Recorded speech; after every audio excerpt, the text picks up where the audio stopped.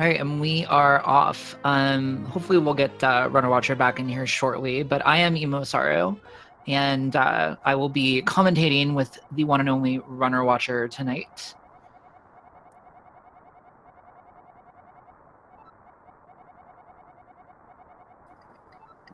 Yes, and I'm going to be emo as well when this race is over, because one of these great runners will be eliminated while the other one advances.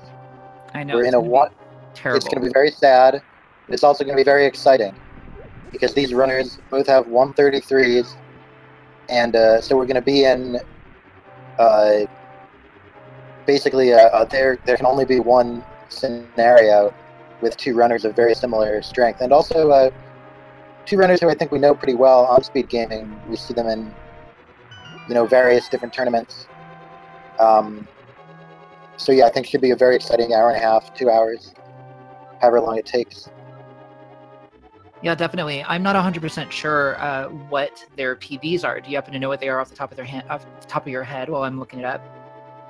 I believe they both have a 133. I forget what the details of that are. Which one has a higher or lower?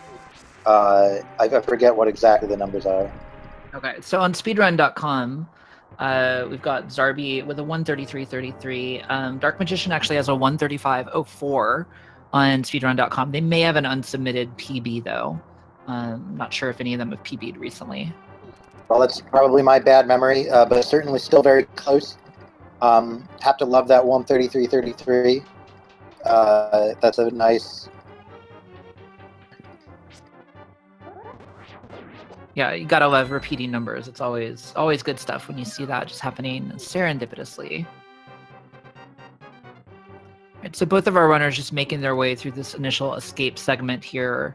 A lot of what's going on right now is just really trying to optimize the movement just to make sure that they don't waste any frames they don't need to, walking too far and having to backtrack, making sure that they're getting quick kills on all of these guards, especially the ones with keys. But the strats here are pretty standard. I'm not sure if either or both of these runners pump, but there are a few rooms where we're pumping in this dungeon as well. Yeah, you saw Zarby going for the strat for without boomerang there, despite the fact that he's going to get the boomerang and missing it, so losing a little time there. Yeah, these, it's really, really fun when you look at the escape segment where the difference between, a good one and a pretty poor one is, literally like 25 seconds or something like that. Like, it's such a tight segment that every little bit makes a pretty substantial difference.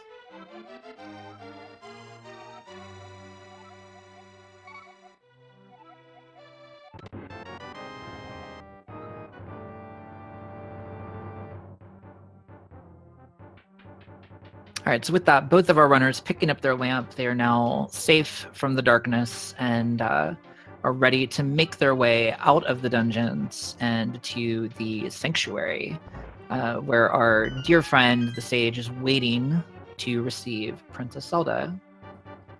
And also worth noting, neither runner has been hit yet, so they're going to be going down into the sewers with a very, very healthy 3 hearts, and shouldn't be seeing any danger of dying in this segment at least. Yeah, this is a really interesting one because the two things that are kind of arguably optimal are either to come out of here with basically full health, or potentially, depending on how naturally you lost the health and where, to come out with 1 or fewer hearts of health, where we can actually save about a half a second. It's almost always, I think it's always advantageous to come out of here with full health because it means you took less time going through, but you do get back that half a second on the faster text if you go in with your hearts beeping at you. Yeah, I think optimally there would be, if you're talking like completely optimally, there would probably be some damage boosts you could do throughout Escape and Eastern before you get the boots. But I don't think anybody has really gotten to that level in this game where you're trying to intentionally damage boost just for the additional speed that you get from it. Yeah, especially with the amount of RNG from the rats and everything, most of the, likely damage boosting candidates, it would be pretty tough to pull that off outside of like a Taz or something where everything's locked down. Speaking of rats, we got some incredible, just really nice RNG on that rat room. Meaning that I think a Dark Magician had to boomerang one rat, and Zarby was able to avoid all of them without smashing or boomeranging. So very quick rooms, very favorable RNG, and both runners definitely with very safe so far. A little bit of a rough RNG for both runners getting the northwest key rat on that key rat. The key rat being the rat that drops the key, naturally.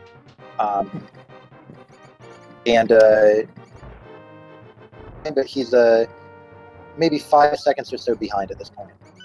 Yeah, Dark Magician definitely, reacted a little bit better to the RNG, didn't get kind of sucked up into the corner trying to make it happen. But yeah, it's just this game has a ton of little RNG moments in it, and so much of what makes a good player at this game good is the ability to read that RNG and react to it, really, really quickly.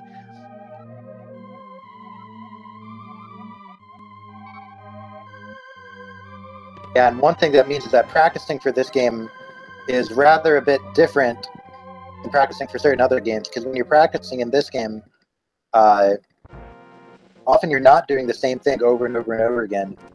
Often you are doing a room and making sure that you can react to all of the different possibilities that you can see in it. One of the reasons that this game has such a replay factor as a speedrun is just that unpredictability, the fact that, even if it's just once every few rooms, the fact that you always need to be watching. Like the Octoroks here, sometimes you need to walk a little differently. Sometimes you get hit by the little rock thingy like Dark Magician did. Yeah, Zarby parting the sea of Octoroks there, just walking straight down and having no problem.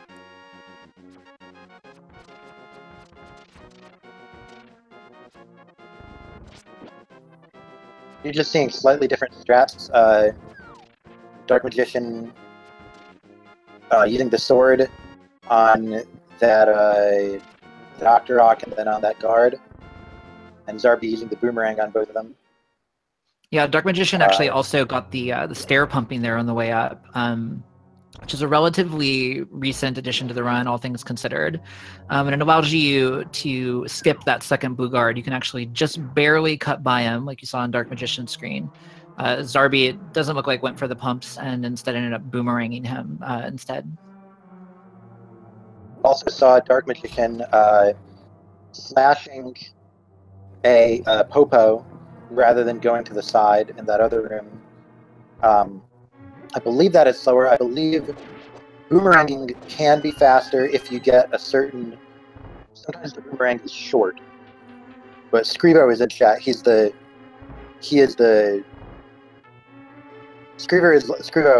the boomeranging the Popo strat is Scrivo's... he's the one who really does it, so he can tell us about that.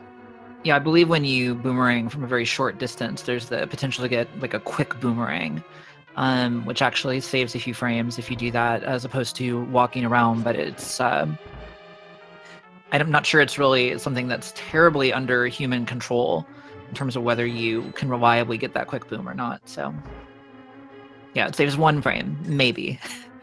So another kind of luck that we're starting to get to is the drop luck.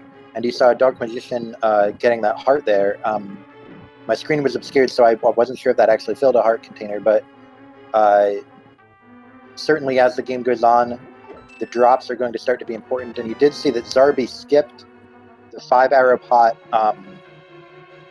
to the right side of the main lobby in this dungeon. And so that means that Zarby is going to be expecting a 5-arrow drop from a red Igor. Of the 3 red Igors before Armos, he will need a 5-arrow drop from one of them, or he will need to go pick up a pot at that point, which will be slightly slower than the pot that he skipped. Yeah, that arrow drop is pretty common. I'm not sure what the exact odds are on it, but definitely it's not 7 out of 8. So it's rather uncommon to miss it. It's just, and it doesn't lose that much time. to miss it either. It's just kind of annoying. Yeah, definitely.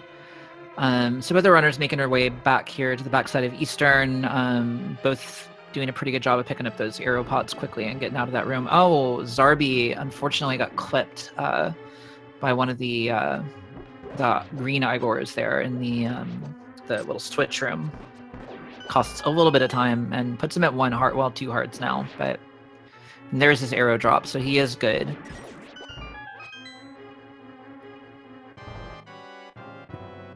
Do you see Dark Magician getting more of those rupee drops? Zarby using his cycle and getting the rupee drop instead. Dark Magician having some trouble with this Armos fight. He shot 1 arrow in the wrong direction, and 1 is all you need, but he's able to finish off the red Igor very quickly. Now Zarby is on the fight. Zarby, it looks like, has patterned down perfectly. So will save a little bit of time on the fight itself as compared to Dark Magician, and ends up with an 11-minute flat Eastern. Compared to Dark Magician's, he's maybe 7 seconds behind. So 7 seconds is all that separates these runners at the moment. And we're going to go on to Desert, where there's a lot more question marks, a lot more room for separation, but also a lot more room to close the gap. Yeah, now one thing you may have noticed if you were watching carefully, both our runners actually picked up that pendant at very different Y coordinates on the screen. There's a lot of interesting strategy, actually, to picking up crystals and pendants to do so efficiently. Dark Magician not going to go for the rupees in the back of Sahasrar's hut, so they'll be doing the tree rupee route in a bit. See if Zarby does the same thing. Yep, so both our runners going to be doing tree pulls in order to get their rupees for Palace of Darkness.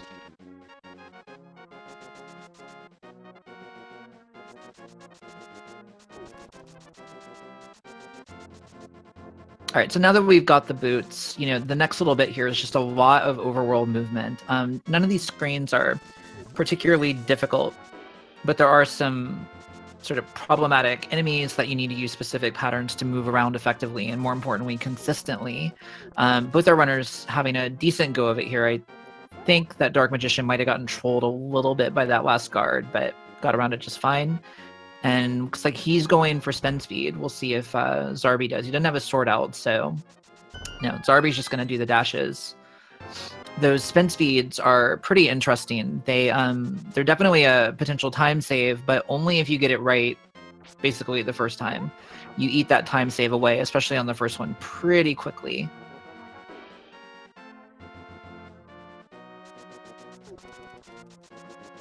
So Dark Magician also getting a nice spin speed on the way out of there. Zarby not going for either of them.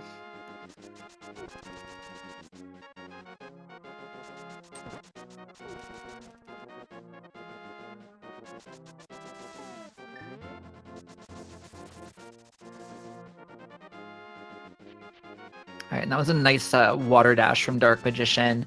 You'll see Zarby do it here. Had to readjust a little bit.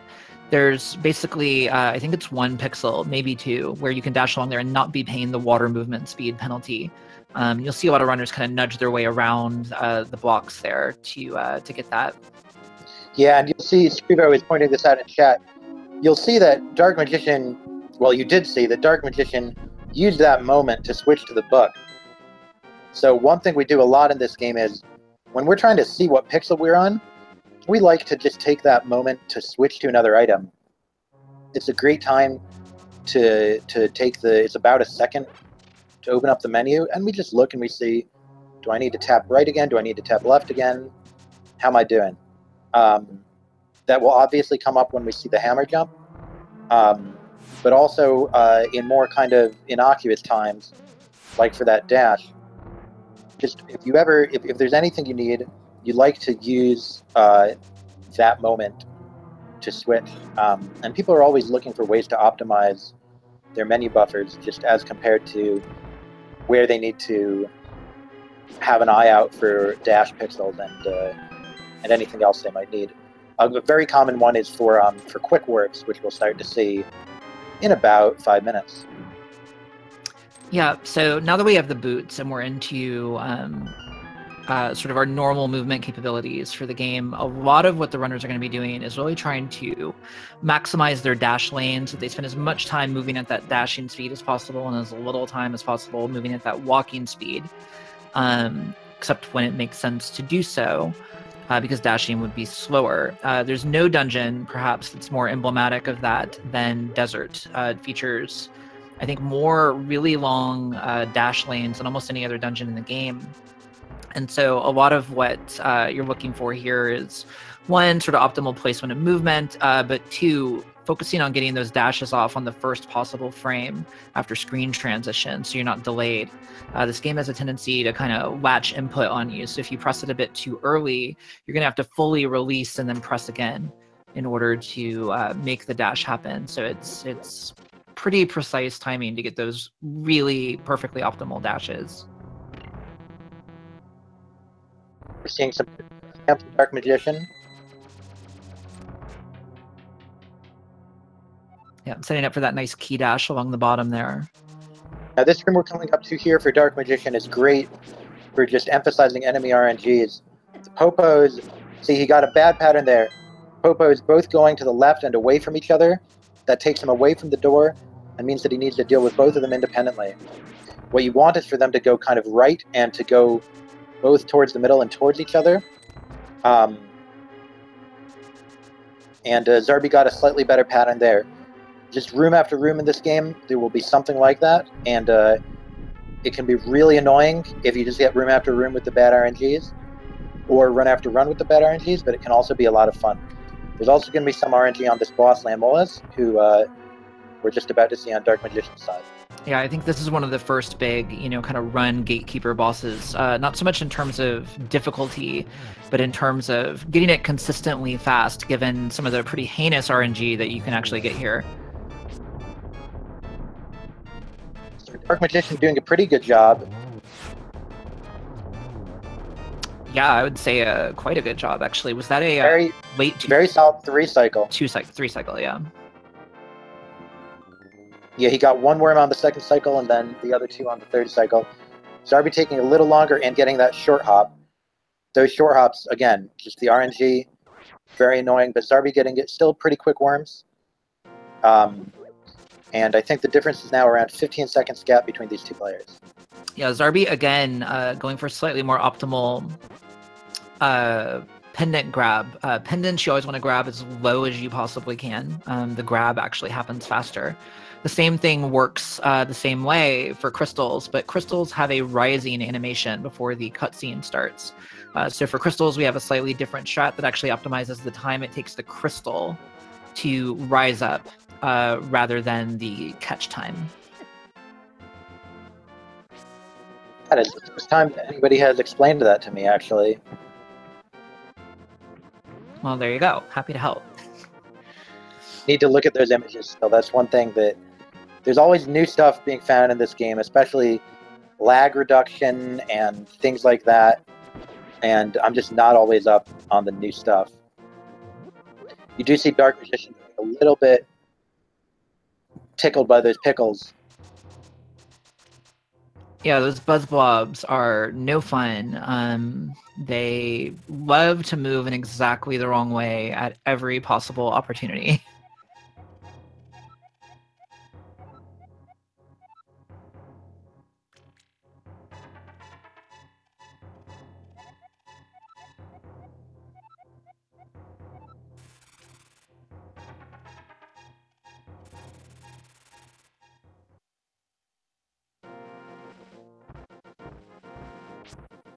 Now we're just, if you think of the whole light world as a tutorial, finally seeing the very last part of the basic mechanics of this game, and the very last part of the basic mechanics of this game include the dark world to light world transition, which of course is maybe the most characteristic thing of this game, and also in some of the glitch categories is one of the easiest ways to break it by getting the game confused as to which world you're in.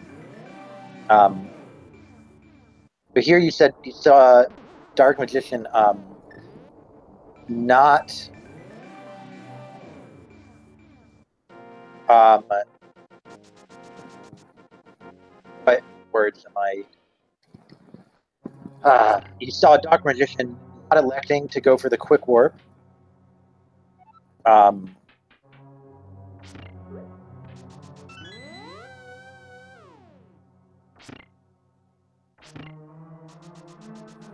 quick warps in this game will save just a few seconds with the course of the run, around half a second per quick warp. And it's just that for every warp, there's a set of pixels where if you warp these pixels, you will warp half a second quicker. And all you need to do is know the pixels. There's not much more to it than that. In that lobby there, you saw both runners going for slightly slower strats. Dark Magician using the sword on the crystal switch rather than using the boomerang. Zarby running past it and boomeranging behind him rather than boomeranging side and letting it ricochet. It's just interesting. These runners have very, very similar times, it turns out. Dark Magician is saying in chat he has 1:33.46. So 13-second difference between these two runners' PBs. But they get to their times in different ways.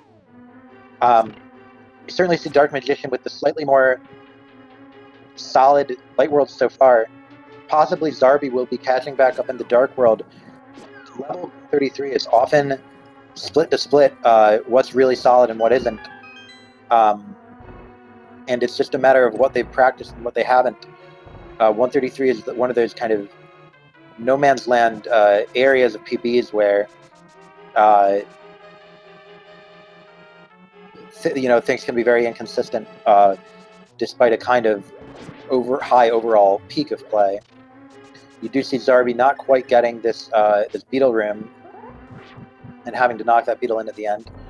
Meanwhile, Dark Magician, yes, adjusts upward because he looked to be maybe possibly on too low of a pixel, and then doing the bonk strat.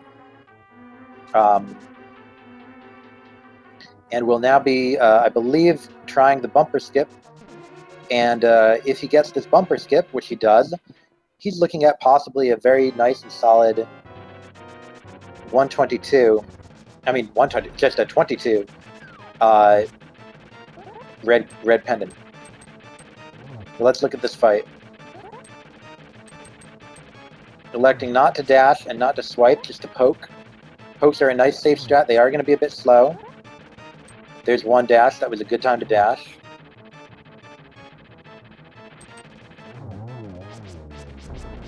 Yeah, nicely cleaned up there. Yeah, very nice, safe fight. Definitely not as fast as it would have been with some runners. And we're going to see a 23 flat in the end. And Zarby, I don't think has lost much time on this split. Moldorm is just getting aggressive now. And does have to dash to end it. Yeah, I think the real, difference when you look at the sort of spectrum of Moldorm fights is confidence, I think, is expressed through a little bit of aggressiveness in that fight. When you really feel pretty good about your ability to read the fight, you can be a little bit more aggressive. But I think, especially in a race scenario like this, going for slightly more conservative strats that aren't going to end up pushing you off the ledge ever are definitely not a bad play at all. So coming up on Dark Magician's side, we got the first of our 2 tree pulls. This one's basically guaranteed to get them a few extra blue rupees and also to reset the tree rupee cycle. After that, they're going to need to kill 4 enemies without taking damage here, and then pull another tree. So they killed the bush crab. They just killed another bush crab and a bird. And they're going to have to be very careful to avoid this upcoming bird here, and totally safe. Easy peasy.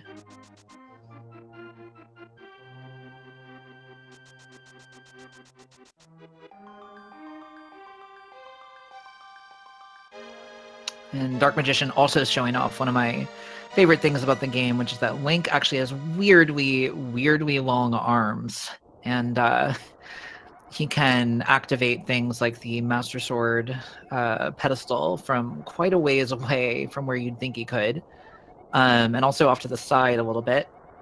You may have also noticed the runners doing a similar sort of thing when activating the tablet in front of Desert Palace. You can actually activate that way off to the side and from a decent distance. And you saw kind of mid-24 Master Swords for both runners. Very close, I believe about a 20-second difference at the moment. We're going to see them... Oh, bad news for Dark Magician, but good news for us. There are backups, but it's going to take him a little bit. He's going to have to pull this tree to reset, and he's going to have to kill 4 more. So normally the 4 you would kill would be this bird, then 2 green guards, then there's a free green guard. So we'll see what exactly he likes to do. Okay, so while he's on his way to that backup, Dark Magician grabbed the mushroom. So he will almost certainly be getting powder. Zarby's actually skipping it, unless he got it on the way in and I didn't notice. Dark Magician hit again. Yeah, oh man. So at this point, given that he doesn't really have a great opportunity to pull a tree and reset and start over, he might be considering it, but at this point... He's got a nice number of rupees. He could potentially pull the statue. Maybe he doesn't know about it, but he could potentially have pulled the statue after... I don't know what his plan is with 74. Maybe he's hoping for a red drop. These guards here do drop rupees sometimes. Maybe he knows where he's at in the rupee prize pack. Could be. The ultimate fallback option ends up being mirroring on the way back to pod. And just actually going and grabbing the rupees out of the back of Sahasrara, but that is very, very slow. Does get a couple of blue drops, so this is definitely possible to just getting drops. He's actually okay because all he needs is he needs the statue outside the pyramid, and the statue outside the pyramid will give him 4 more blues. That'll put him at 104, and there's also a blue and a green that are guaranteed in the Circle of Pots room. So if he knows about that statue, he should be okay. I don't know why he skipped the remaining 2 blue rupees from his backup tree. Yeah, we'll definitely have to watch out and see what he does on his way out of here. And whether he grabs those rupees in Circle of Pots, that's, and that's another thing. It's when you're going through that room quickly, those are not pots that you're usually terribly concerned about grabbing. It's pretty rare, actually, that you don't have 110 after a successful tree rupee route. Well, the blue and the green in the front of Circle of Pots are guaranteed. Those are just the pots that you throw at the guard. So he should be good on those. That's a good point. We do see Zarby basically caught up with all the rupee shenanigans, and that's why some runners are electing to do Sahasrara rupees for the runners of about this level, because this sort of thing can happen, and this is when the nerves start to happen, when something goes off script like this. Yep, there's that blue, there's that green. Yeah. Yeah, I actually just switched to tree rupees. I'd done Sahasrara rupees all the way to 133.13, and just switched away. So you have a PB right around these runners, just slightly better than these runners. Is that correct? So in my last race, which got me into brackets, I now have a 132.46. Oh, excellent! So you're 1 minute ahead of Zarby and around 45 seconds ahead of Dark. No, other way around, but. Yeah. So what are your views on what you've seen from these runners so far? How do you feel about their mental state, kind of putting yourself in their shoes? And what do you expect to see in Dark World as the difficulty level ramps up? I think the thing that I'll be looking for, so Zarby has more or less had things go the way that they wanted them to, right? There's been a few little, minor execution bumps, but I wouldn't expect them to be feeling anything other than sort of good, about where they're at. Dark Magician with the rupee tree issue, I think we'll definitely be wanting to watch him in pod. There's a few things about pod that can be kind of tough if you're tilted and stressed out, getting that hammer jump really quickly, but also just how you manage RNG in the Helmasaur fight when that can go wrong on you so quickly. So that's where I think we'll be learning a lot about his mental state right now. I've definitely been in his position, and it's not fun trying to recover from something stressful like that in the early game. Certainly nerves are going to be a huge thing to think about for Dark Magician, given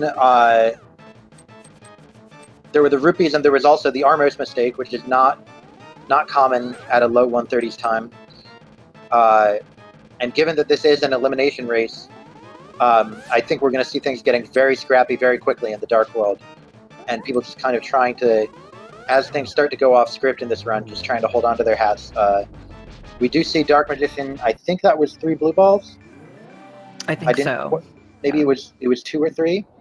And so he will be advancing into the Dark World significantly ahead of Zarby, who has gotten a lot of blue balls. So that has to make him feel good. I bet he's watching the stream, so soon he will see that he is gaining some of his advantage back through bald luck. Zarby making it through, though. Yeah, I mean, this gap is still not very big at all. It's still under 30 seconds, I believe. So that's 1 hammer jump fall, and you know, they'll probably both be on Helmasaur King at the same time, and should be just a great Dark World. We've got about an hour left, and very exciting race. Okay, so Dark Magician heading immediately left, clearly looking for that that statue pull. So good on him for that knowledge, opting to pick up a pretty quick fairy there too. Not a bad play. He got hit as he was pulling. You know, that statue pull is not something you practice, right? He's trying to keep his wits about him. He got hit as he was pulling the statue by a guard who simply walked into him. And he just thought, okay, I reset the rupee mistake, I'm going to reset the guard mistake, and just get back to normal. He wants to be on full health, he wants to be back in his script, and I say the more for him, even if he loses a little bit of time getting that fairy, he can now think to himself that he has canceled out his mistake, and now gets to forget about it. And a big part of these runs is things won't go perfect, and you need to forget. You know, that's a big part of life. When things don't go perfectly, you need to remember the good times. And Dark Magician has to remember his great Lano fight, his great Moldorm, and so many things that were great in this run so far. Zarby, on the other hand, did get hit by the bird and is down to 4 hearts. So it is now Zarby who we're going to have to watch closely in this Palace of Darkness, as Dark Magician has kind of reset himself to normal. Yeah, there's some expected damage that we're going to be taking in this dungeon, and basically having, in the absence of any kind of fortuitous heart drops that he takes the time to pick up, after he takes a heart of damage from the hammer jump, he will actually be unable to get beams from the refill hearts in the back. There are some additional hearts down here in the room that Dark Magician is dropping down into. It'll be interesting to see if maybe Zarby picks up 1 or 2 of those. Just for, given the Scrivo was asking about it in the chat, neither of these runners did the prize pack manipulation. So Dark Magician advanced the prize pack to Heart, and Zarby already advanced the prize pack to the Fairy. So there's no killing Kelmas for fairies for Zarby. The fairy is long gone. The fairy is over. Now, one interesting thing is, Zarby, you were saying, Emo Saru, that Dark Magician got the mushroom and Zarby skipped it. Yeah, that's so the gap. If we see a route divergence with the powder after this split, it will just about equalize the 2 runners. But there is a lot of game in between now and then. Yeah, I think, you know, the other thing that we have to watch out for is, you know, that powder is a pretty powerful safety. It's, you know, it's about a minute, you know, a minute of investment, but it's I think one of the biggest sort of risk reducers in a run that you can take, certainly in the last, you know, 2 to 3 dungeons, Misery Mire, Turtle Rock, and Ganon's Tower. Yeah, it's the best safety in the game, no question. Yeah, so, you know, if these runners come out of there a little bit tilted, okay, so, oh, God. Zarby, getting bodied by the Helmasaur on the back half of the bridge, was doing a very smart thing, I think, and not opting to go for hammer jump. Now he's gonna go for hammer jump. I think because he feels nervous about the time, but this is gonna put him at 1 heart. This is not a safe situation. I believe what Zarby is now thinking is, my hearts are so low that I'm just gonna hammer jump and die. Yeah, taking a death warp is not a bad choice. Because my hearts are that low. And then he will be able to get to the beams. And he does get the hammer, forgets to lay the bomb, but we will see. He did switch to Mirror. I don't really know why. He must be thinking Death Warp. With the chain of events we saw, there's no way that he isn't thinking Death Warp. We will find out. Yeah, he's setting a bomb, so... Yeah, he's bombing himself. I mean, he's very low on bombs as well. He skipped the first bomb of the dungeon. Yeah. These things are going to start to matter. He advanced to the big magic in the really important prize pack, and he's only got one bomb left. Yeah, and only grabbing one in that front room. Both of those pots actually contain bombs. This dungeon is pretty critical for kind of setting yourself up for the rest of the route. We pick up, actually, ideally, all the bombs that we're going to use for the rest of the route here. There are backups that you can pick up later, but you're really planning to do your primary stocking up here, and Zarby is most definitely short at the moment. This is a dungeon where we use a lot of bombs and where we pick up a lot of bombs. And the only other bomb that's part of the route after this, I believe, is the one in Thieves Town, and a lot of people skip that one too. It's not strictly necessary. Yeah, I think most of the time what you're doing is just hedging your bets against a bad Ice Palace bomb jump at that point, or trying to go for a slightly more optimal GT bomb situation right before dropping into Ice Armos. But that comes, kind of at a... Well, I guess, no, usually you'd grab the bomb in Turtle Rock for that one. Right, there's one bomb that you get in Ice Palace,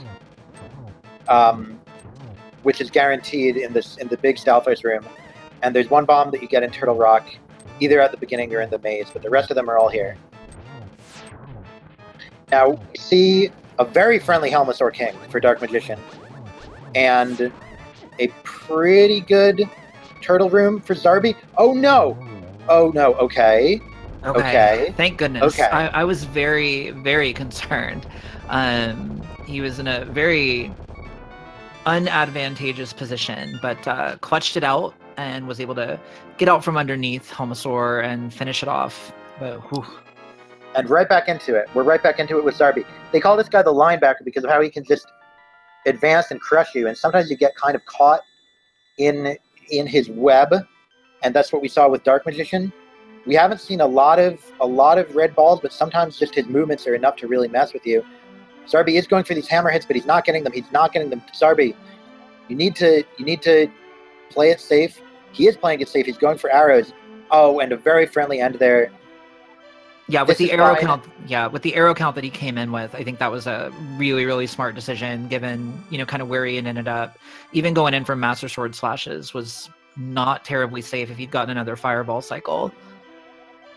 And we did see Zarby just a very stressful split. That whole split, starting with the bird and ending with the arrows, and the thinking about skipping the hammer jump and then getting knocked off and then doing the death warp. And, he lost quite a bit of time there, but not that much time, and he survived. So I don't know how he feels coming out of that. On the one hand, you feel like, wow, I'm playing a little bit like a mess right now. But on the other hand, you feel like I survived the bad part, and it's got to be better going forward.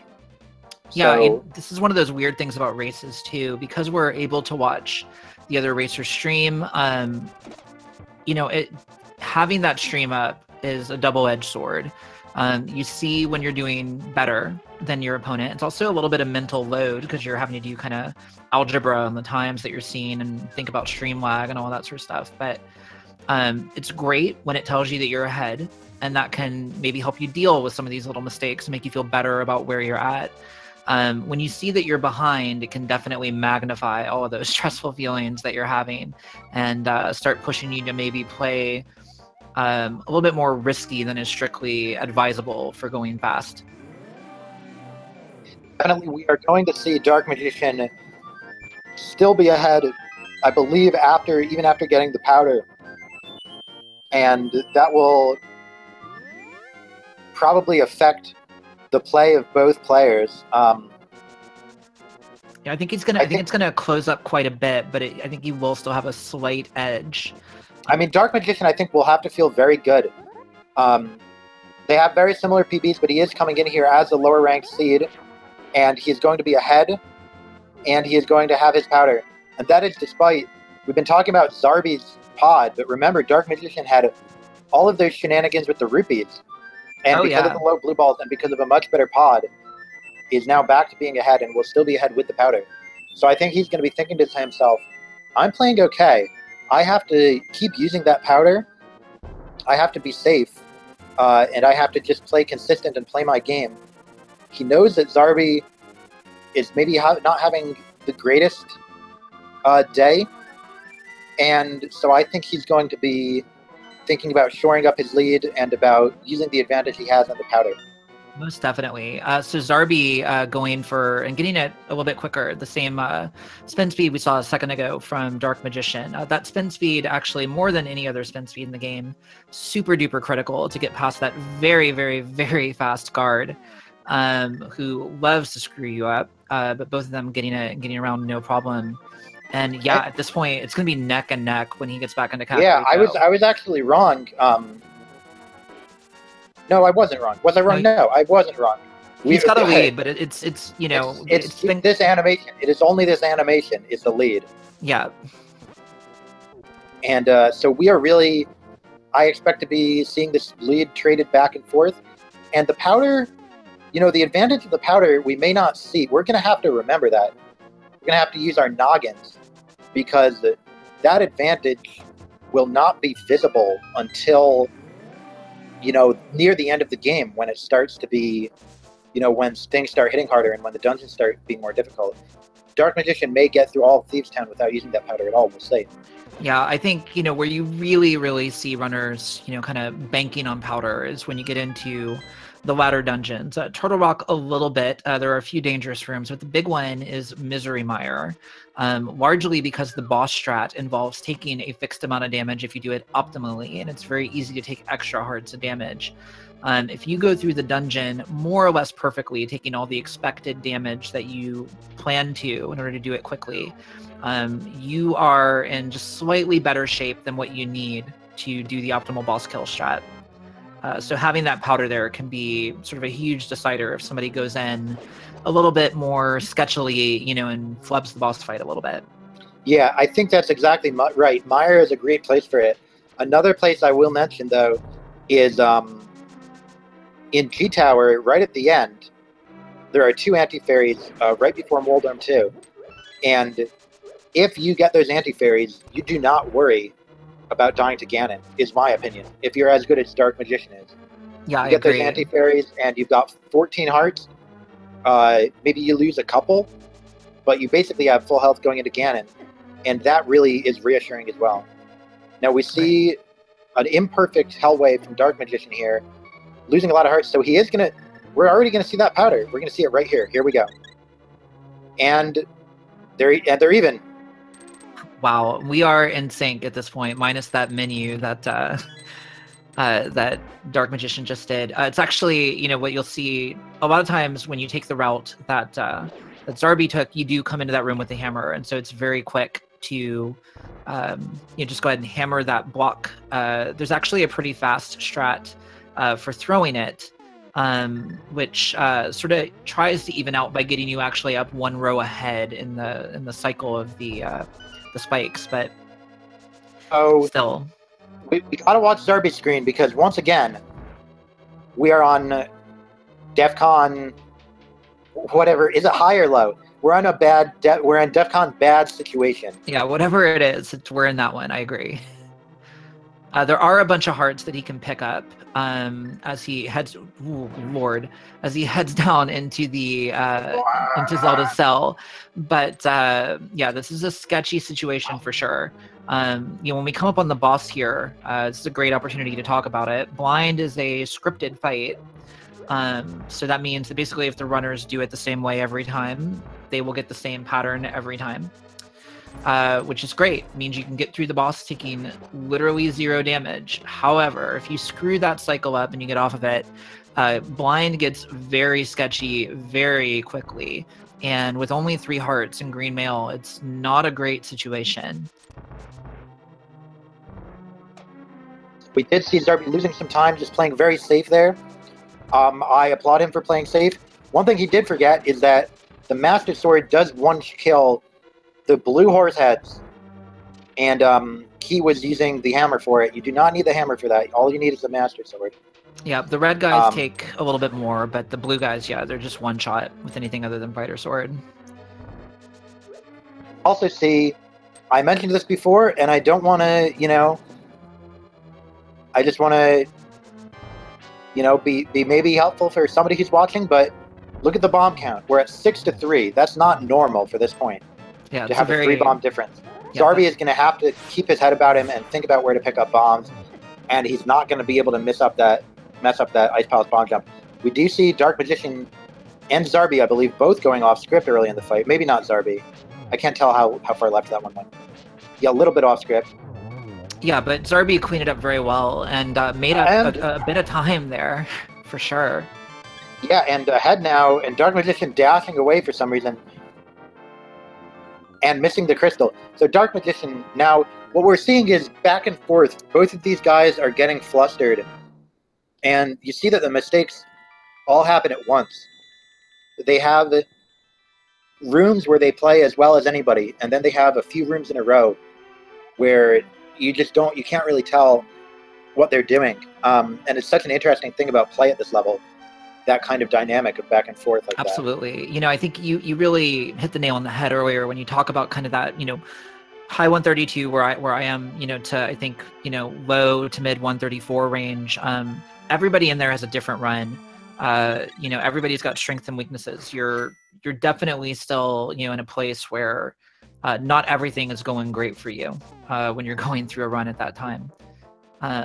And speaking of those bombs, Zarby actually just missing a bomb throw. He can't miss that bomb with that bomb count, but then Dark Magician gets hit by his bomb.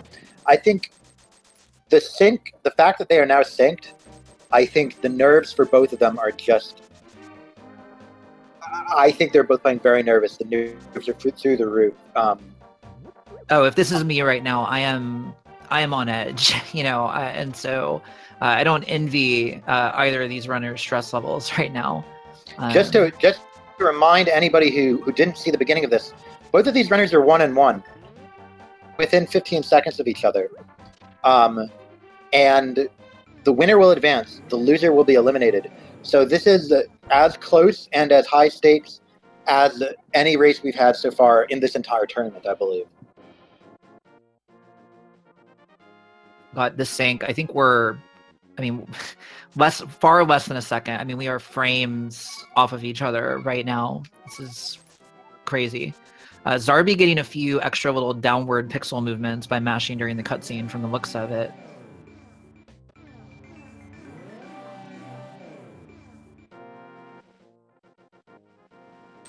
And Zarby, that's why I don't do that. Zarby is getting...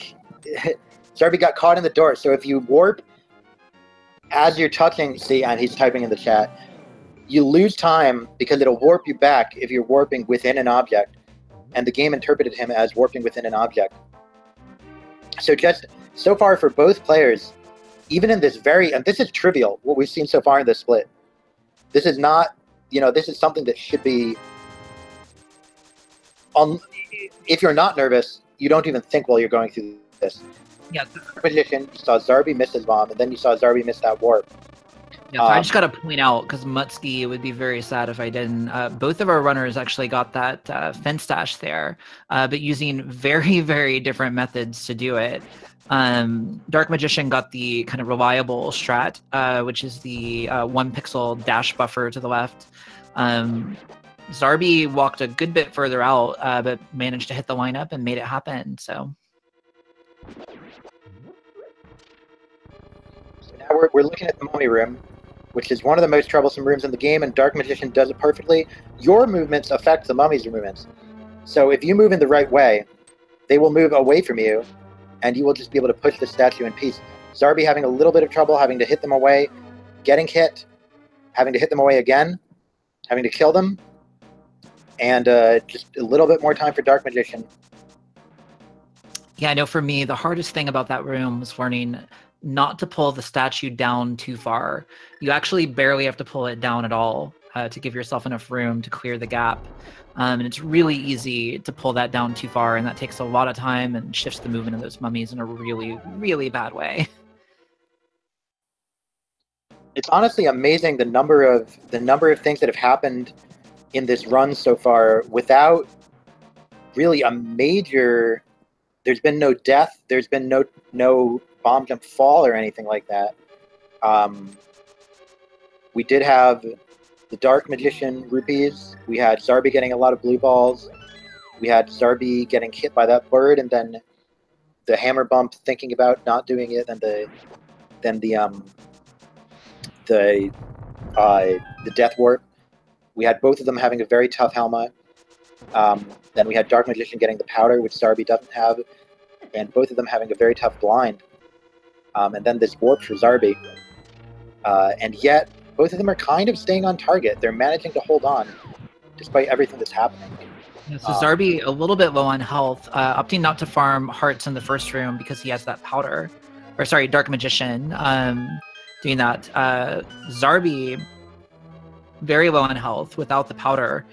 So he's going to go walk around and hit some star tiles and try and grab some additional hearts, which is a smart play for sure. Good on him also getting that heart drop. But it's now quite a few rooms behind. We'll see how this moth fight goes.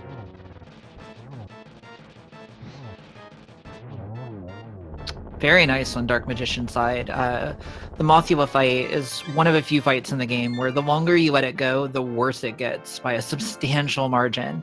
So getting it done quick is not just about getting it done quick, it's also about making it sane to do at a reasonable risk level. Zarby on the same fight. Gets the one hit.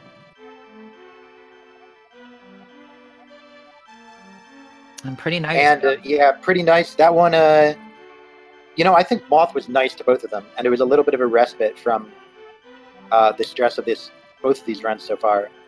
Now we're going to be going into Ice Palace, which for runners of these levels can really be a run killer. You've got enemies that hit really hard. You've got your bomb jump, and you've got Cold Stare, which is at this level one of the hardest bosses in the game, especially for Zarby, who will not have that powder. Most definitely. I think, you know, the big scary thing about this dungeon, I mean, in addition to all the stuff that you just said, is that if you die on Cold Stare, you can't just walk right back in. You need magic, enough to fire the fire rod, in order to get into the dungeon at all. And the boss necessarily requires you to use your entire magic bar to shoot him with 8 shots with the fire rod to melt a bunch of ice. So the consequences for dying on that boss are even more severe than in pretty much any other case in the run. And it's not to say that those aren't severe, but this one's really painful.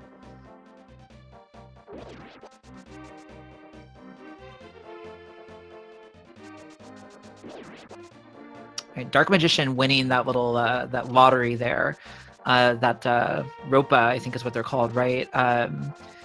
Sometimes you dash by that guy and everything's cool. Sometimes you dash by that guy and he bodies you for a heart of damage. And sometimes if you're really unlucky, you get clipped up onto that ledge and have to jump down, which is a lot of fun. But fortunately, Dark Magician making it by just fine. We'll see what happens with Zarby on his way over.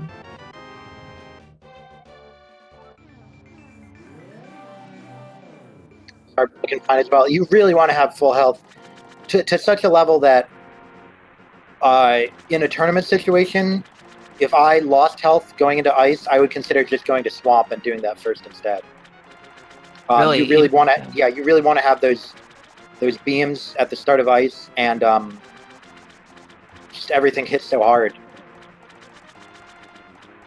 Yeah, I know for sure that, you know, if I don't have beams, I'm definitely trying to kill a couple of those crabs over by the Zora Warp we're going to be taking here, because the difference between having beams at the beginning of that dungeon and not is actually pretty significant in the grand scheme of things, and both from a magic usage standpoint and from a time standpoint. So yeah, I don't actually know. So for a long time, the original I don't know, original. For a long time, the Japanese speedrun route of this game actually had swamp before ice. And it was Crystal and Oddity, Cypher and Jaden, our kind of original think tank of strat finders of this game, who discovered that ice before swamp was going to be faster going through this warm. I don't actually know how much faster. And I think it may be, at this point, a slightly underrated safety to do Swamp before Ice.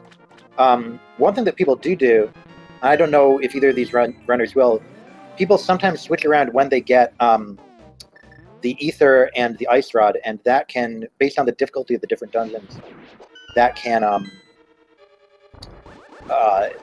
affect their comfort with the different dungeons. Yeah, most definitely. I am a doing my errands before Swamp kind of girl, because I love to have beams at the beginning of Mire. And I'm just on the verge of dropping powder, and having that extra health in the sketchiest dungeon, is really nice. But there are advantages and disadvantages. The reason the route is the way it is because of another Japanese 1.0 exclusive glitch, which is this specialized item dash with the hookshot and the sword that allows you to actually climb up stairs super fast, well, ladders technically. So it makes it a little bit quicker to go grab the Ether Medallion. All right, so Dark Magician doing very nicely the 2-bomb strat in that hole in the wall, or hole in the floor. It saves a little bit of time. You don't have to switch, but hopefully we'll see Zarby not going for that. I don't know if they normally do, but with their bomb count, they definitely need to be saving that he will bomb. probably pick up the bomb on the left of this room. We'll see. No. Well, we will have to see what he does. Dark Magician being very careful about setting up that bomb jump. Zarby now has 0 bombs, so he will get a couple bomb drops in here that he's definitely going to need to pick up. And notice that this is 2 menus. Switching back to the bombs twice, that's 2 menus. So several seconds lost there for both of those menus. But he does get, it is 2 pretty quick bombs there. So his bomb problem is pretty much solved. We need to see him get through this bomb jump still, but pretty much solved. Yeah, if he gets the bomb jump first try, then his bomb count is technically fine. Okay, one more try. Okay, this is when I start to become quite stressed for my friend. That's not it. That's it. That's not it. Okay, now I think he might have been 1 pixel horizontal too far to the right. We're gonna go for a hover. I've never seen him hover before, but he's gonna try. Got 2 hype things. So we've got Dark Magician going into the Cold Stair fight. Zarby may in fact be learning to hover as we speak. So Dark Magician. We saw Dark Magician barely getting that last fire rod shot. That would have been okay, and it's actually a very solid fight. And we see 1 more hit will kill Zarby. And there he goes. He's going to have to do this whole, and this is going to be about a 3-minute difference between the 2 of them, I believe. Yeah, I think at this point, this whole dungeon over again. Notice this. Not that I'm so great at whatever, but notice that we were talking about that bomb issue like half an hour ago. We had this bomb thing was in our minds this whole time. So it's just something to think about. There's lots of bombs you can pick up in pod if you don't feel comfortable with this bomb jump, but just plan ahead in these runs. Don't try to skimp, especially if you're this nervous. Just try to make sure you have all your ducks in a row. Yeah, while we're walking back through Ice Palace here, this is a really good time to point out, I was talking about that crystal pickup logic. You can see how close the crystal was to Link's head on Dark Magician's side. That's indicative of sort of a proper crystal pickup. It meant the crystal did not have to travel very far up from the point where he grabbed it. Ooh, that was a very, very near miss on Zarby's side. He managed to pick up the bomb in time and get it done. Wow. I say both of these runners have been stressing me out. Oh man, Zarby getting the clutch 4 bomb drop from that lower Stalfos there. That's huge for him right now. Yeah, and that actually, gives him a lot of comfort. Those Stalfos, the drops, it's the only enemy in the game where the drops are 100%. Are enemies in those prize packs. I forget who else is in that prize pack, but Stalfos definitely are. And so it's 2 bombs the first time you go through, and if you go through again a second time, it's 4 and 1. If you happen to go through a third time, which nobody ought to, but then it'll be 8-1. So that's a strange thing about the prize pack. Almost all of them are 50%, and that one just happens to be 100%. Probably to make sure that you have bombs in this dungeon. I'm not sure.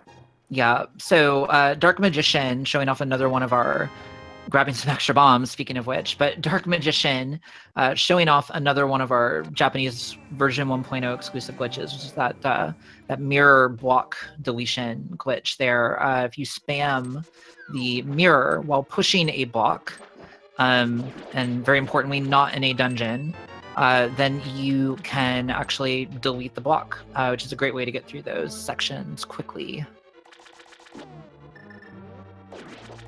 Trying to think what to say about, we say the same thing about Swamp Palace every time. We do it later in the run than it's supposed to be done, and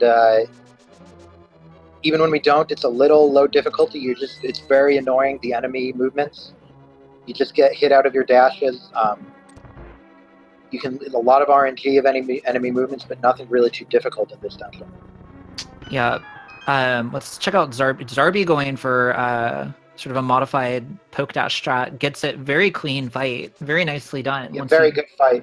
That strat is it's a little easier than the normal poke dash, and I think it's still a little faster than 7 slashes. I think it depends. I think if you get a perfectly optimal 6 slash, then I think it's probably close to a wash. But definitely, if things get away from you a little bit on the slash, I could see that being a bit faster. To your point earlier about Swamp, with what you were saying, I completely agree. Swamp it's not like Turtle Rock or some of the other, or even Ice, where you've got kind of heavy hitters, that are going to take a bunch of your hearts really quick. Swamp is always, when it gets bad for you, it's a death by 1,000 cuts. It's a heart here, a half a heart there, and just getting chipped away at for all of your movement.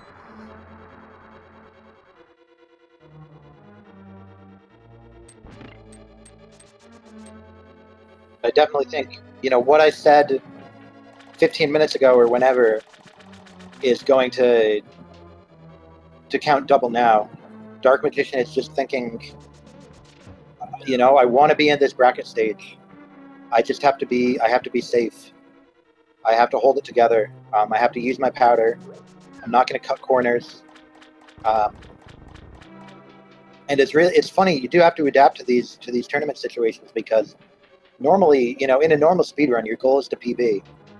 And if, using powder a few times will make it impossible to PB, then you don't use powder. Because what does it really, what does it matter if you finish the run? You're trying to PB. But here, we're looking for, in a tournament situation, we're really looking for consistency. So I think one of the great things about having all these tournaments for all these different games is that you're able to see players who have this just slightly different way of looking at this game, about being able to get through it every time without major mistakes, and different people kind of rise to the top. Yeah, I think, consistency is the big word here. It's repeatability, right? What do I know that I can do? What do I know that I can make happen first time, every time? Even if I can do a faster strat, if I'm, even 2 out of 3 on it, I don't know if I want to roll those dice, when I'm 1-1 and fighting for my life.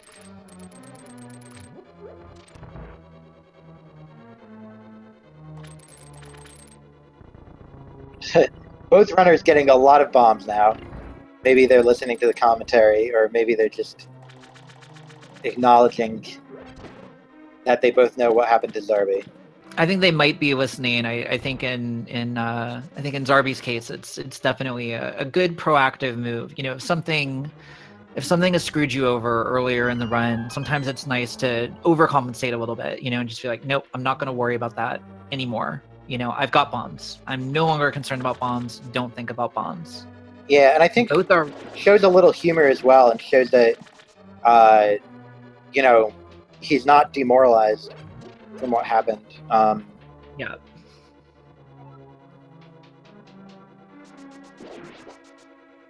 We see, in terms of the arrow count, we see Dark Magician working his way up to 21. That's the right amount. Oh, maybe Zarby is a little demoralized. He did the wrong route there.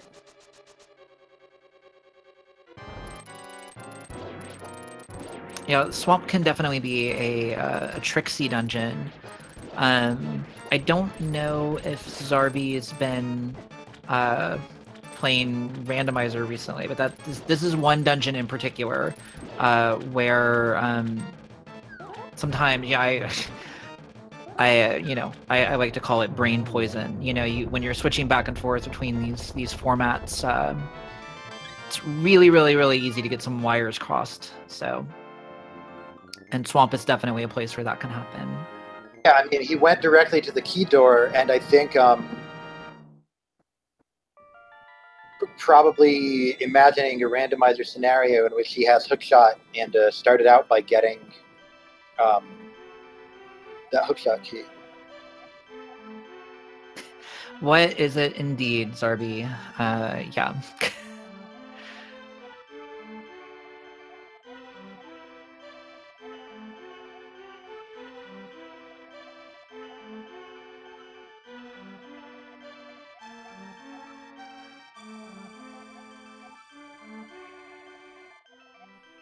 And I don't know exactly.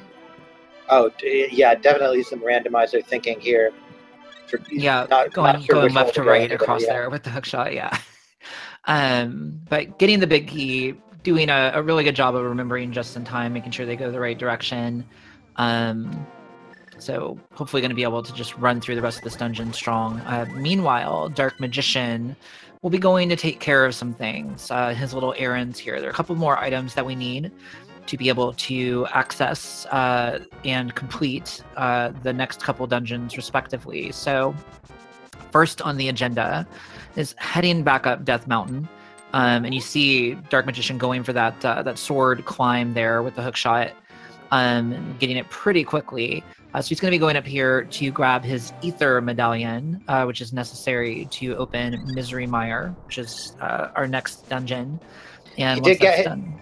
He did get hit by 2 squirrels. Sorry to interrupt. He did get hit by 2 squirrels. He did, yeah. And the east, west, north, and south bushes there, all 4 of them drop either a heart or a fairy, and he immediately got the fairy and filled his hearts back up. Like I said, just playing it safe. He has that powder, but just in case, he went for that fairy so that he'll have beams early on in Mire, and it paid off. Yeah, and I think this is one of those cases, again, where, you know, knowing enough about the game to be able to mitigate those things that happen to you is such a huge advantage when you come in here. You know, knowing about where all the little convenient overworld drops and that sort of stuff are is very, very important. So we're going to be going and grabbing our Ice Rod now, which we will need in order to finish Turtle Rock.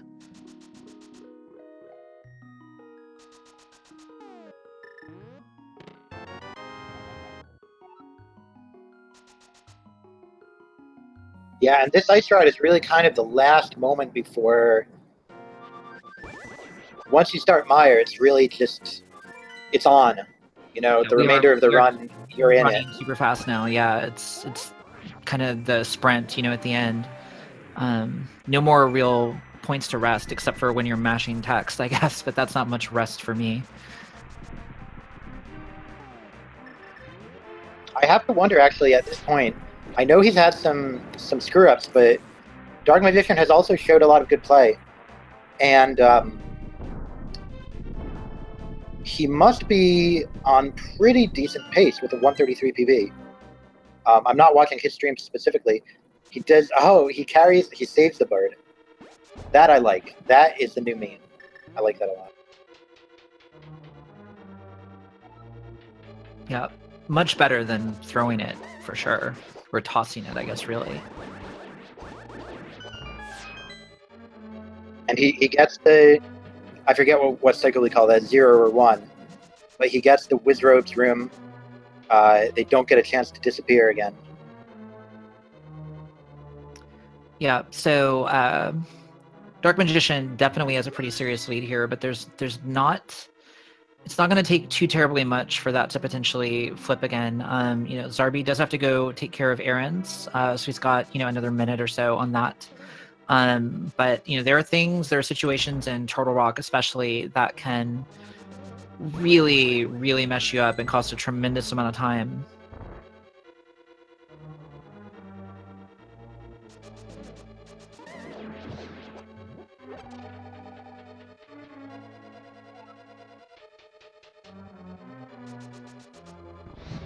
Right, so we've actually seen this glitch a few times already in various forms, but basically we see Dark Magician shooting the fire rod through some movable blocks there.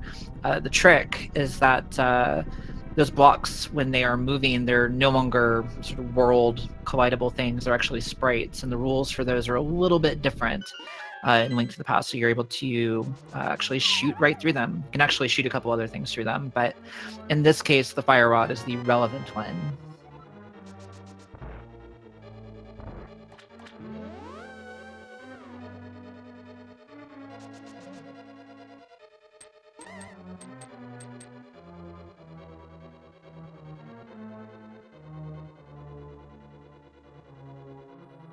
Yeah, and my instinct was half correct and half wrong, I believe. Looking at Dark Magician's stream, he is about a minute behind his PB, but he did have a gold Skull Woods and a gold Ice Palace, so is playing above his level right now. And have to say he is playing deservedly of a spot in the brackets at the moment. Yeah, I would definitely be inclined to agree. Anytime you can pull off a gold split and a run and still finish, with a respectable time relative to your PB, you got to feel good about that. You know that you had some really good play in there, and it's just all about bringing that consistency up over time, and then the PB happens. Looking at his splits, they also say the best possible time is still at 131.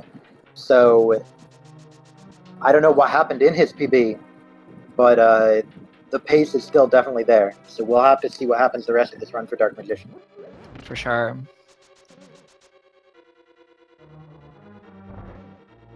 So yeah, I have to say Dark Magician has had a pretty solid mire so far. This has actually been quite clean. A few little minor things getting hit in the main room, I think, once or twice, but nothing too bad, and coming in with a very nice health level for the boss as well.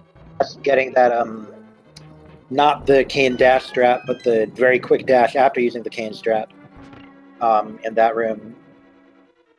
Keeping that bomb for Turtle Rock, I guess. And I imagine he'll powder before Viddy, and we'll be off to the races. Yeah, I don't know if he would powder at this point or not. He's definitely, it depends how confident he is on the boss fight. He's definitely got enough hearts to do the fight optimally with a little bit of reserve left over, so. Yeah, he's not even using that powder. I believe we've only seen him use it once still, and that was in Thieves Town. He did need it at that point. Okay, he survives. Yeah, missing the 0 cycle, but pretty quick 1 cycle, all things considered. Yeah, and just have to applaud DM for just I don't know. I guess he has 2 things in his mind. He has the race, but he also has PB. And he skipped that powder, and he did fine in that fight. So he knows what he can do, and he knows what's troublesome. And, yeah, I think when you look at a lot of runners in the low 130s, it's always a question of when are you going to drop powder? Because it's an amazing safety, but it's also a pretty time-consuming one to grab. This definitely looks like somebody who's been practicing and is considering dropping it soon, if I had to guess. Absolutely. In fact, I think his PB may have dropped it, looking at his splits, and he may have just gotten to this because it's a tournament race. I do want to say, those who are interested in Dark Magician as a runner and in his PB chances here, his mire was yet another gold split, and somehow he is down to only about plus 20 seconds from his personal best. Yeah, based on his PB, I am not shocked by that gold. That was a very clean mire. A very solid 7-3x with both pickups.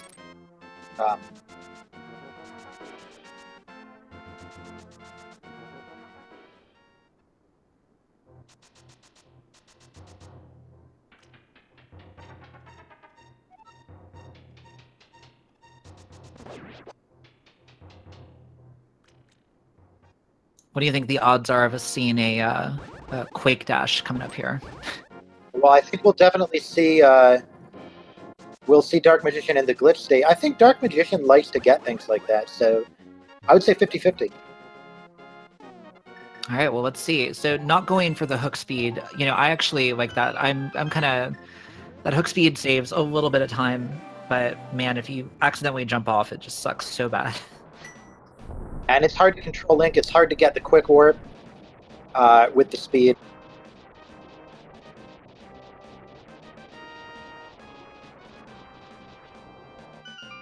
All right, so he may have gone for it, but we didn't get it. So moving at a very normal pace into the innards of Turtle Rock here. Turtle Rock is not the most dangerous dungeon, but there are a couple rooms in here that are pretty terrifying if you're not really, really confident with them. In this first room, we're going to be doing some fire rod and hookshot shenanigans, so if we get out of here really quick. In the opposite order, though, DM. And then we're going to be taking, potentially, depending on which strat he goes for, some intentional damage here from a spike, from a roller spike. So we'll see how that goes for him. Yeah, we see him hookshotting down. That's interesting. It's a little bit slower than the side hookshot, but definitely a lot safer, that's for sure. We do see him missing the damage boost strat, so he does need to wait a second and then hookshot again through the lower roller. But gets through it fine. One thing to say, given DM's choices so far, is that, like Meyer, and we do see Zarby surviving that Vidi fight as a very close call, he was low on arrows, and had to use 2 slashes in addition to the arrows. Good on him for realizing that before he actually... Oh no, Dark Magician. Oh boy, oh. So you remember what I said about a couple rooms being really, really terrifying? Well, that is one of them. Yeah, it's one of the worst rooms in the game. Maybe the worst. I mean, it's possibly the worst room in the game. It's definitely in the running, that's for sure. So, luckily, it's only about a 30-second time loss, I believe, maybe 40. It will definitely hurt those PB chances. Not enough. I mean, it's really the worst possible. If we were going to make it hard for DM to PB, I would have liked to see a death that would have made the race really close. Yeah. That death just made it harder for him to PB without really putting Zarby back in it. Yeah. On his second time through the room, got it very, very nicely. Yeah, very nicely. The iframe shot, where you basically time your Samaria shot so that you get some iframes off of the blue pegs there and are invincible and can just walk right through those chomps on the way out of the room. Yeah, so there's a lot of iframe strats here in T-Rock, and it's just another instance of those RNGs. So the first time we saw him go through that chomps room, the left chomp just went straight down, and there's actually, it can block your path entirely. Oh boy! Oh, getting that was busted. So unfortunate. He got the rupee from the prize pack off of the pokies, and then immediately proceeded to get just beat upon by a cluster of everything. Fortunately, he does have the opportunity to powder again right up here, so we'll see if he does so. Yeah, Turtle Rock is like Meyer in having all these anti-fairies everywhere, but he doesn't do it. He doesn't. He's making some. I mean. Good on him. We'll see how it turns out. There's still a lot of question marks in this dungeon.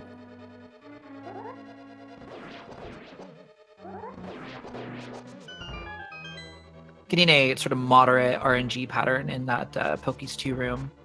Not the slowest one, definitely not the sort of god RNG where they both come right up at you.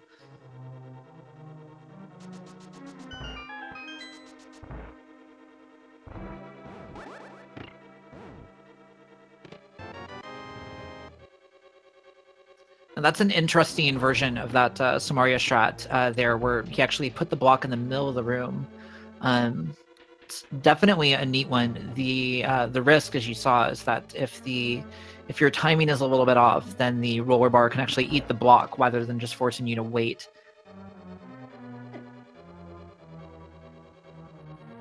And at this point, he's about to go do laser skip. Laser skip is where you dash past a laser that does, guess how many hearts of damage? 4. Yeah. So, this Yeah, he This could is make or opt break to for PB bomb. chances. Okay, so he's going to play it safe. He knows he was set up a little bit aggressively, so he's going to take the safety door here. He's not going outside to get anything. All he's doing is making sure that if he dies, he starts here, rather than having to walk all the way back through the dungeon. I do have to say, if you were going to pick one of them, Emo Saru, which one would you pick? Would you pick the safety door, or would you pick powdering those anti-fairies way back when? I would have picked the powder, to be honest with you, because you basically, with a even reasonably timed shot, you get all of them in one go. You pick up 2 fairies pretty much instantaneously for full health, and it also frees you up from having to open up these switches and do this kind of non-optimal route in here. In addition to having plenty of health for laser skip. That's me. I think that everybody has different views on what works for them and what makes them comfortable. And I'm definitely a big advocate of, if something makes you feel better in a race setting like this where you're nervous and tilted, I mean, do the thing that's going to make you calm. If that's what it is, then do that. Now, we did see a really nice powder dash, not something you see every day, in that maze room, and we saw a very, very good backdoor Trinex fight. So Dark Magician has definitely closed out this dungeon very well, and ended up not needing the safeties at all. He hasn't gotten hit. Besides getting bodied by those 2 skulls, since his Chomp's death, he hasn't gotten hit by a single enemy, not on purpose. Well, he did fall in the pit after laser dash, but that's one extra heart. So, really very solid, and just showing you, if you have a lot of these options, very hard to know what decision to make, hard to know when to powder, when not to, hard to know when to go into the safety door, when not to. And one thing, one good thing about not playing with safeties is that you just don't need to think. You don't need to think about decisions. You just say, well, there's no way out. It's me up against my destiny. I will die or I will succeed in this room coming up. Meanwhile, we do see Zarby having a little bit of an odd turn to rock, getting stuck behind those blocks. We saw him going back for a 10 arrow drop, so keeping an eye on those arrows, that's good. And we will see DM making his way into Ganon's Tower, where in Randomizer there is a route named after him, so maybe he will be comfortable again in this dungeon coming up. Yeah, no, for his sake, I hope he does not do that route, because that is the last thing that we want to be doing in this particular run. It will not help you. You can also see Dark Magician triggering the Ganon's Tower opening cutscene a little bit below the line that actually gets the crystals up a little bit faster. That's yet another new lag reduction strat that's been found. Major shoutouts to poor little Pinkus, also known as HeldFMI, who developed the practice hack for this game and for several other games. He is, first of all, the reason that we're able to find a lot of these things, and also is the person who has found a lot of these things as one of the greatest runners of this game, undoubtedly, as the world record holder in no EG, and as the maybe tied for 3rd with Eddie, I think, for any percent NMG, which is the tournament we're in right now. Yep, so DM doing a real good job of getting those pretty slick little hookshot shenanigans, but getting those blue boomerang shots in the switch rooms there. Those are always fun to do and to watch. They're just swag. Certainly no question marks yet in this Ganon's Tower.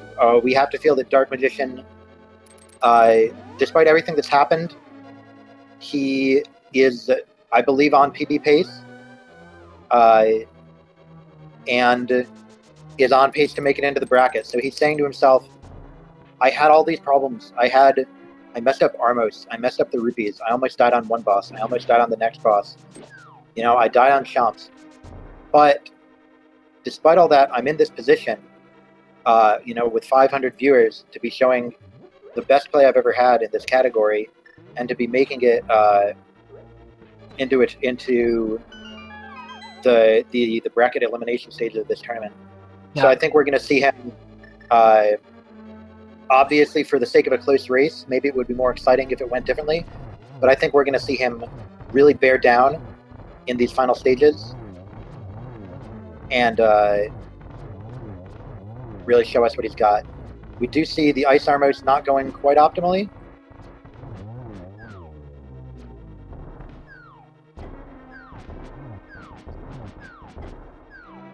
Yeah, when you get into this situation with these Ice Armos, it can be pretty punishing. It's hard to actually get them off of you with your movement so compromised, but cleans it up.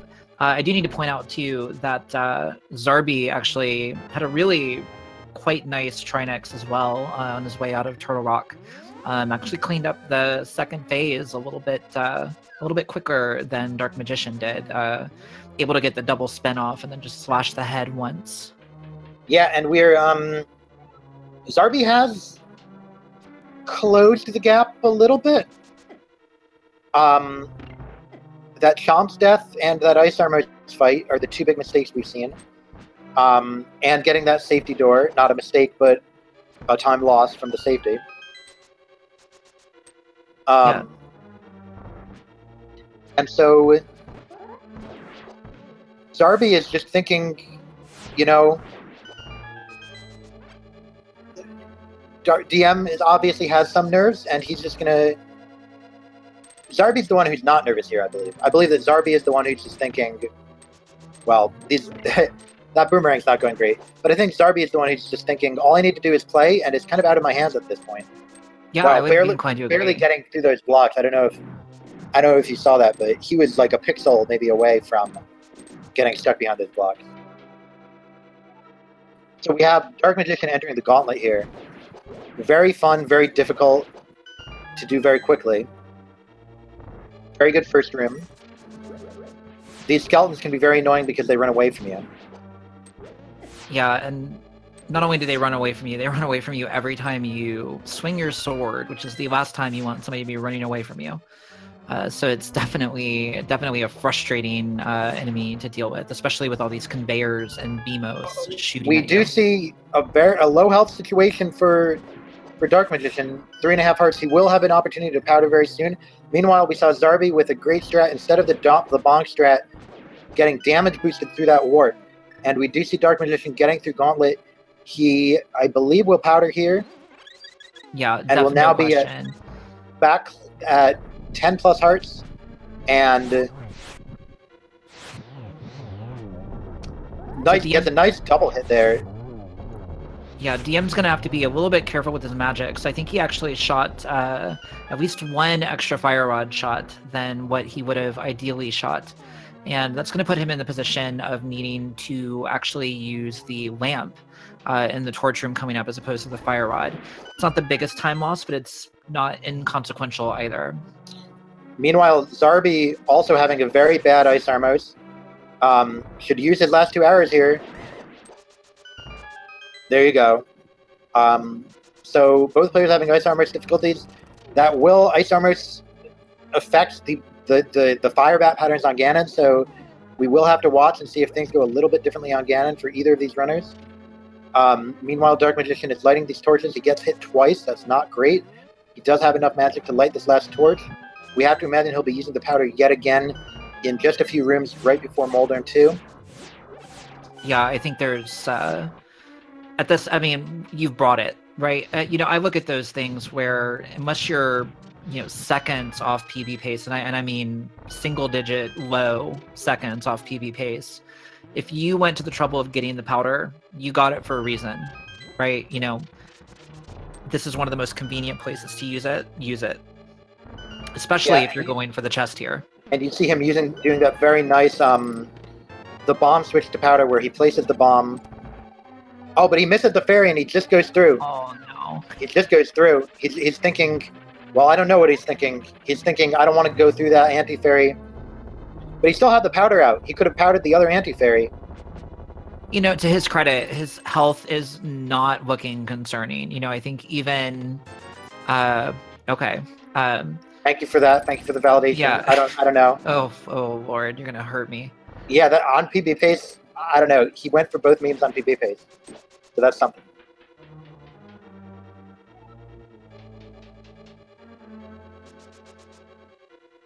All right, let's take a look and see what he gets in terms of these Aghanim 2 patterns.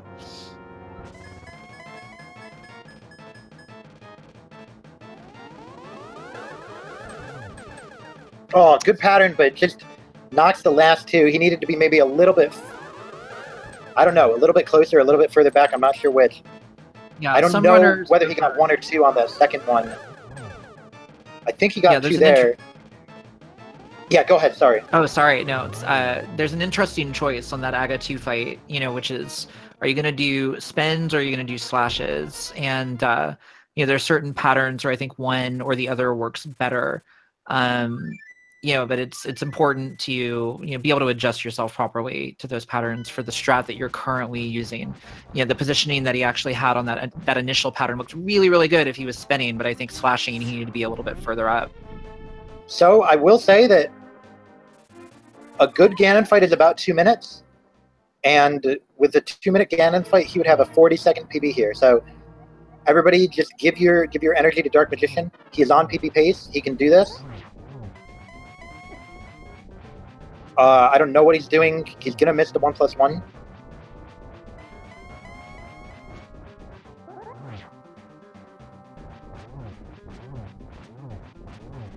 This is an unfortunate RNG to get for taking. Oh no! And this is now, well, he's still going to be, you know, in a pretty significant lead position here, but that's certainly right. Definitely, you know, if that happens again, then we're going to be having a much more interesting conversation. And I have to say, having that powder, I have to think that Dark Magician probably isn't used to running with powder, because my opinion is that he did not make full advantage of having that powder. And now we're in a real question mark, because Zarby is making his way to Moldorm 2. Dark Magician missed the 1-1 again, and he's on 4 hearts. There was another very close race between 133 players, where Skardnik has actually got a 2+1 that I didn't know was possible, in just almost the same sort of positioning that Ganon was just in, and then fell right at the last hit. That was an incredible race. Oh my goodness. This is, I believe this will be the end of this phase, and Dark Magician survives it. He cannot get hit again. From this point on, it's really, you know, I think now you can play it safe. You know, so long as you're on top of the fight and controlling it, the hard part is over. He knows he can't get his PB, and he knows he's incredibly far ahead, and he just, he knows what's going on. He just needs to play very safe here. I agree. Even just going for 2 per cycle, if that's what he needs to do. That is unfortunate. That's not what we're looking for. That's not what we're looking for. He did miss. He missed, and let's hope he knows what to do in this situation. Yeah, that's what you want to do in this situation. You want to light the torches in the middle. I mean, while Ganon is in the middle of the room, you light one, you walk over to the other one immediately, and you light them while Ganon is in the middle of the room. You do exactly the opposite of what you normally do. You just try to go for 2 hits per cycle. Yeah, I don't endorse the way the Dark Magician is doing this. Yeah, opting to burn those fire rod shots at this point, it's definitely... Yeah, he barely got that second hit. Do it now. Good. Okay, so this is great. See how he's going to automatically get 2? And 2 is all you need. That's safe. He doesn't need to go for more than 2. You wait for the 1 to go out. I don't support using the fire rod here, because you can't get a triple, and now he's only going to get 1. Now he's only going to get 1.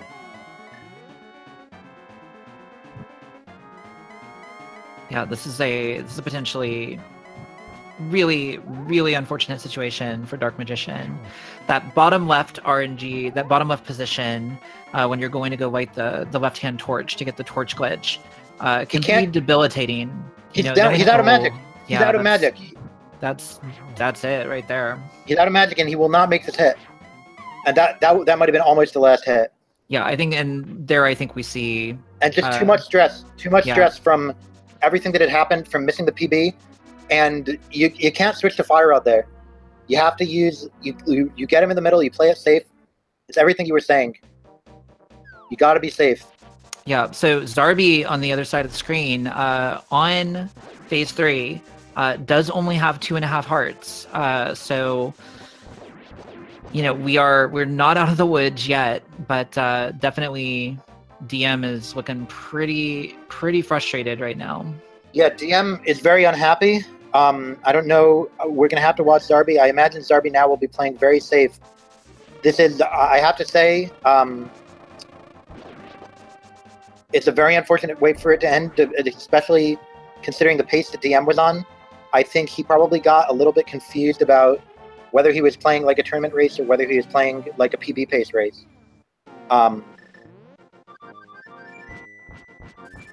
Zarby also looking very confused right now. All right, so I think on DM side, we're going to go grab a bottle, and then we're going to go, or not? I think he's going to grab magic. That's all he's going to grab. Oh, okay.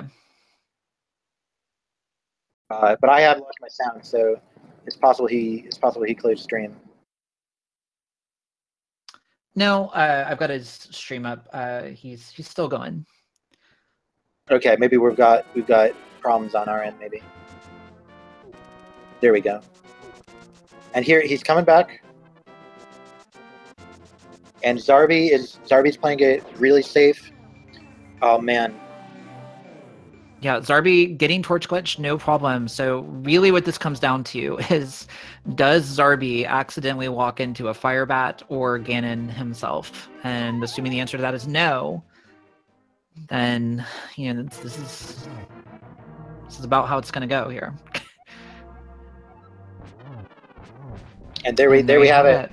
And it's going to be a low 137. And how fast things can change. You know, half an hour ago, it looked like Dark Magician was on pace for maybe a 132. And I feel for him. Yeah, one fire rod shot literally made all the difference here. Yeah, and what I would say is just a little bit of stress, a little bit of, you know, you got to keep that tournament situation in mind in these matches. Just take a minute. You know, he had minutes there. I hope we get a chance to talk to them. Most definitely. I hope they come in here for an interview. So just FYI, since he has walked through the door, Zarby's official speedracing.tv time ended up being a 1:37:21. So GG to Zarby, who will be advancing to brackets. So congratulations to him.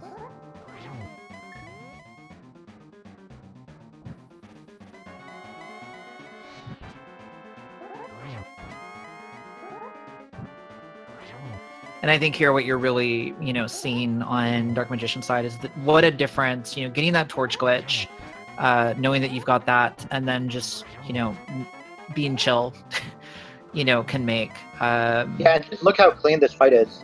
He's not using the torch at all. It's fire rod the whole way through. It's a great final. Yeah, he has the skills. He has everything. It just didn't quite come together, but what a great run he had for almost the entire time there. Yeah, both of our runners opting to spill the last of their magic in the arena before walking up through the door.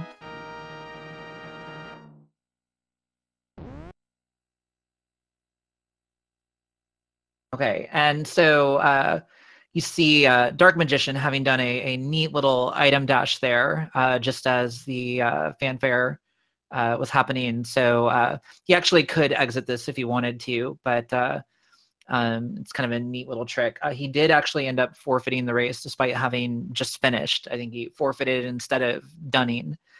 So we won't know his exact time, but we can infer. So, thanks for the GG, guys. Somebody's on their mic. Maybe whoever is running the stream should take them off. Yeah.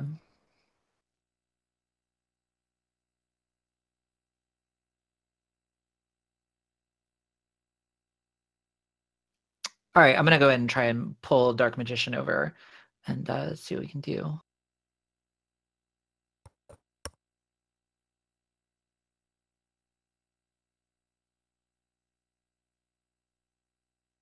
Hey, Dark Magician, how are you doing? I think my screen tells it all. Yeah. What a run! Let's not talk about the. I mean, what a run you had for a while there. You went from Absolutely. being plus 2 minutes to being on pace for almost a 2-minute PB. Yeah, well, and then Ganon's Tower happened. Yeah, I mean, it started with the I think chomps, my and the chomps, screen that wasn't tells it your all. fault. Yeah, no, I got really bad pattern, and I just went for it. So Yeah, it happens to everybody. But yeah, well, yeah, that then bottom Ganon's left Tower warp for the when you're going for torch glitch can definitely be tricksy on the best of days. So yeah, no, I got really bad pattern, and I just went for it. So Yeah, I mean, what a run though. You had several gold splits, and that was after. I mean, already with it was really the rupees. That was the first thing that was very concerning on your side, I think. yeah, I got the bush guard, and so he ate my rupees, and then I hit something else. I planned on pulling at the tree, and I ran into something I don't remember. Oh, the blue guard. I think you ran into the blue guard that you were trying to kill, and then but you kept your wits about you. You got those rupees from the statue, which was the right thing to do. What were you? I mean, what were you thinking about? Let's not think about T-Rock or anything after that, but knowing the kind of pace you were on, but also knowing the tournament situation you were on, what were you thinking about as you were getting all these gold splits in Skull and Ice and Mire? What was going through your head in terms of how you wanted to construct the rest of your run, or were you just kind of, on adrenaline at that point? Well, I saw that he was failing at the Ice Palace bomb jump. All I saw was him trying to hover it, I think. And so I was like, well, it's basically my race to lose now. And then the gold started happening. And I was just like, this could finally be the pace I wanted. And sure enough, I saw that he was choke it away. Failing at the Ice Palace bomb jump. All I saw was him trying to hover it, I think. And so I was like, well, it's basically my race to lose now. And then the gold started happening. All right, we're and having I was just like, this yeah, could we're finally having be the pace I wanted. audio echo issue. You actually an easy way to do it. Do you mind muting your mic on your own stream? Yep, sorry about that. No problem. All right, and just FYI, everybody, for anybody who's not reading Twitch chat, Zarby is not going to join for the interview, but we do have to say, obviously, huge GGs to Zarby, who will be advancing to brackets. Yeah, GG's to Zarby. What happened with Zarby in Ice Palace was apparently he was on. So this is what we were talking about. One of the things we said at the beginning was that the two of you might have very different strengths and weaknesses in your run. And Zarby actually said that he was on one of his best paces going into Ice Palace. And I found that curious because you were on a better run than he was, and your PB is a little bit behind his. So it must be that he's stronger in the end of the game and you're stronger in the beginning of the game. My end game is trash. The problem is that since I moved over to console, I don't have an ST to SNES. So I basically would have to finish the run to get any practice at the end.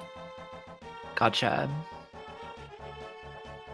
Yeah, that's definitely one really interesting consequence of making that switch that people don't always think about. I think definitely most runners would agree that playing on console is a little bit nicer, definitely from an input lag standpoint, but going back and forth between console and emulator is really not a thing that gives you viable practice. So yeah, you can't do that to yourself with the input lag and with the different inputs. You can't be practicing on emulator to play on console. I totally believe that you can't do that. The only thing you can really practice consistently on console is Ganon, because you always have a save file from when you last beat the game that's on Ganon. But yeah, I have to say from that run, you really impressed us. It seemed very much like you could, you have the skills to potentially very soon get a 129 or something like that, I would say. We certainly hope that you continue running this game in this category, despite your tournament being over. What are your thoughts on the tournament as a whole? Oh, it's been amazing. Great run, or great organization by everybody in charge. They've kept us informed of all the times people are posting, even though Challenge won't really accept it very well. So yeah, shout outs to them. They've also been apparently approving most of the PBs on the leaderboard in between any time they have. So yeah, I think if you know, for anybody who follows the Link to the Past 90% speedrun on speedrun.com, that activity board on your front page has definitely been full a lot more often than it used to be. So it's been very cool to see so much movement from so many runners. And I think, you know, really to see so many runners who are new to the game, not necessarily new to A Link to the Past, but new to the vanilla speedrun, jumping over. That's been really, really cool to watch. Yeah, we've seen an amazing number of runners from Rando, and we welcome them despite the different feelings some of us might have about Rando. And we've seen a lot of runners who are very, very good at other games, a lot of world record holders in other Super Nintendo games, and we welcome them despite the fact that Link to the Past is a better game. And then we see a lot of runners who are new to speedrunning and picking this up as their first speed game. And this was my first speed game, and I think it's an incredible game to start with. It's not the easiest game, but it's a game where you will continue improving. You won't always even know how, but your times will just get better and better. And it'll always be a lot of fun. I've been running it for almost 5 years now, and I still love being in this tournament, and I love commentating and watching it.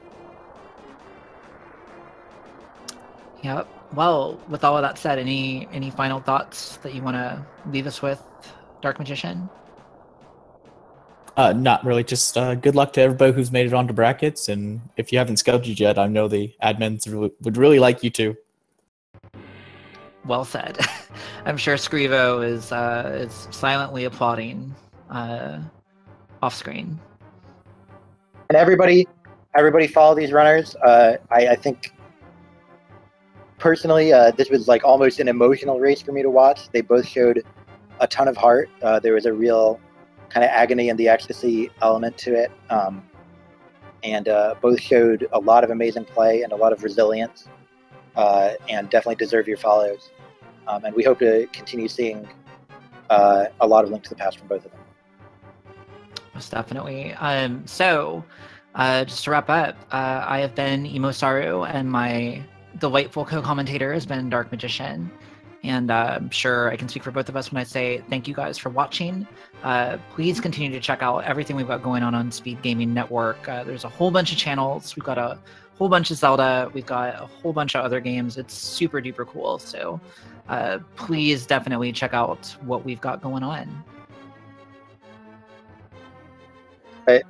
I'm Runner Watcher, the co-commentator, not Dark Magician. But I have loved commentating with you. Did I say Dark Magician? It's okay. It's no problem. Did I do that? It's no problem. Okay.